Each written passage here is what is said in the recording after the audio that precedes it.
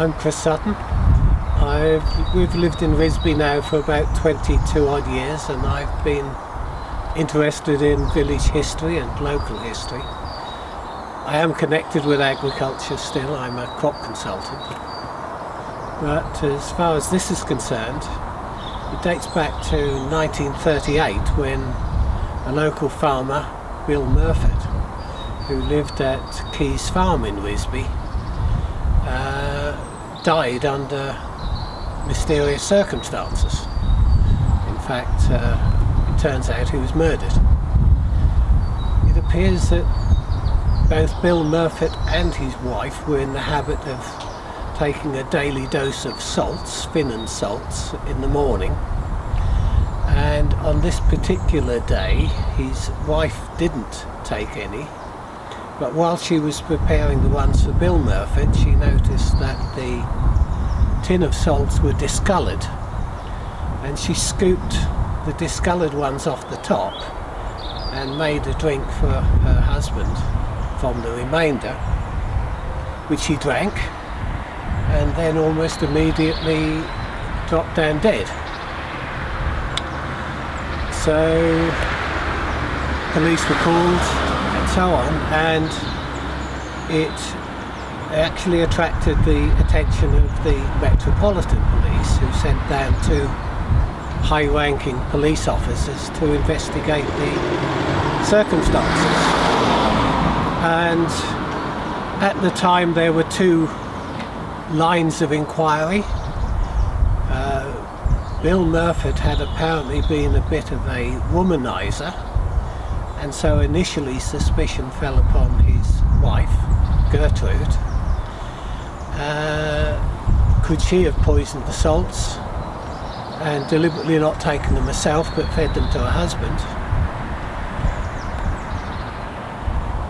That was, I think, the initial line of suspicion in the village. But there were also another area. Another local farmer, James Walker, who lived at Hall Farm in Risby, had a housekeeper, Mrs. Chandler, who prior to the murder had been involved in the supposed theft of a rather expensive mink coat. And it appears that this was coming to trial about 2 weeks after the murder, and Bill Murford was likely to have been a central witness for the prosecution. Mrs. Chandler's defence of being in possession of the mink coat and subsequently selling it on was that she had bought it from a lady at Newmarket Races and had put it on the back seat of the car in which she went to the races with Bill Murford, and taken it home and then sold it on to somebody else. Murford's testimony would have been that she couldn't have put it on the back seat of the car because the car was locked at the time, and his chauffeur also testified that when Mrs. Chandler got out of the car she was not carrying a mink coat. So the line of inquiry taken by the two police officers was that she, Mrs. Chandler, had a strong case or a strong reason for disposing of Murford and perhaps even his wife, because they could have been instrumental in the court case and her possibly ending up in jail. There was a suspicion, in fact, that Mrs. Chandler, who had been housekeeper to Mr.